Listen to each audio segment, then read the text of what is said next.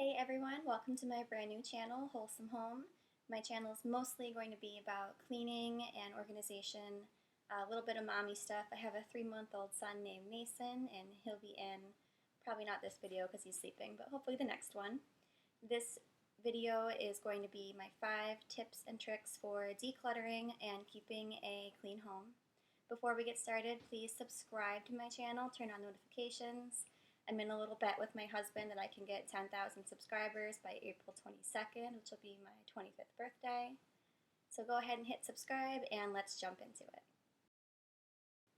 So tip number 1 is to get it all done at once. Lots of people will say that decluttering is not a one-time thing and you do it over the course of a few months or a year, and I strongly disagree. I think that it should be a very intensive, get it all done at once, rip apart your house, and basically gut all of your interior and belongings all at once. I've done this here at my home, and honestly, if you do one big declutter one time, you should never have to do it again. You should just change your lifestyle habit. And I've done it not only to my house, but to my mother's house as well. So doing it all at once ensures that you don't leave one room with things in it that you are holding on to for some reason or another, and you just keep adding to that. Get it all done at once, just be done with it, take a week off of work, and just wake up every morning and get right into it until it's completely done. Tip number 2 is to save your sentimental items and your keepsakes for last.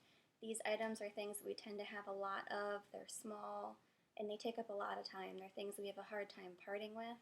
Save that for the absolute last thing you do. Start with things like clothes and linens, towels, dishware, things that you have a lot of that you're not deeply attached to. So much easier to get rid of. Tip number 3 is to make sure that you have no distractions. Turn off your cell phone, don't check your email, make sure nobody is home with you unless they are helping you. So if you have kids, try to get a babysitter, have your mother watch them, have your husband watch them. Make sure they're not pulling on your shirt, asking you for things all day long. You want to just wake up, get right to it, break for lunch, get back to it until you're done. Tip number 4 is to get inspired. So everybody does this a different way. I've honestly always had a passion for decluttering. I'm a little bit of a freak in that sense. But I've gotten so much more into it through Pinterest. You can look at some organizational boards or just some really like houses that you really love the appearance of on Pinterest. Kind of inspires you to start living that lifestyle and declutter. But also YouTube is a great resource. That's why I'm starting my own channel. I hope that I can help some people start diving into this minimalist lifestyle. It really has changed my life for the better. Some of the YouTube channels that have inspired me to get started are Love Meg, Vasor Beauty, and Beauty and the Beastins. I highly recommend you check them out. I love their channels. Mine will be sort of similar, but a little bit different with my own spin on things. And just create a vision board, wake up with an intention every morning to be that person that you want to be, have your home be the way you want it. Your home should be your oasis, and just start living a life that you love. Tip number 5 is to not have buyer's guilt.